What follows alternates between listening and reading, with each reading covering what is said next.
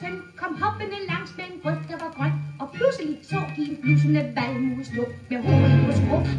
Og græshoppesønnen han kiggede op og blev så forelsket i valmus top og prøvede forgæves at give den et kys med et hop. Men faren sagde, lad være og ønsk dig store. Lyt du til en erfaren mand på gården. Hvorfor være stor, når man er lykkelig som lille? De fleste gik det ille, som slår være vilde. En hver har den længde, som naturligt står til drøjden. Lad være at gå i højden, men stop det sidste hop. Men græshoppesønnen var ikke tilfreds. Først sad han og skumlede lidt i sit græs. Så tænkte han, nu skal jeg vise min far og min mor, at jeg kan blive stor.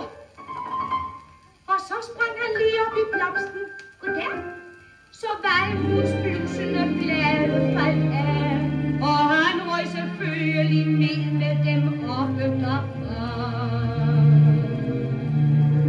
Og faren sagde, der ser du, fandt du lykken. Så vidt jeg vil, så slog du bare ryggen.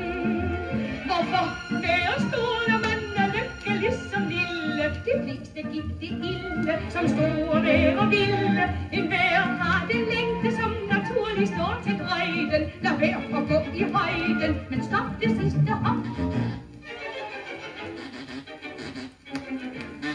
Historien er ikke så svær at forstå. Den gælder for store såvel som for små. Lad være med at stige mod de højder, du ikke kan nå. Pas hellere på. Forfængelighed, det er kun til besvær. Det gælder os alle, det gælder enhver. Det gælder politiske statskoryfæer især. Hvad nytter det, man rager op i toppen, hvis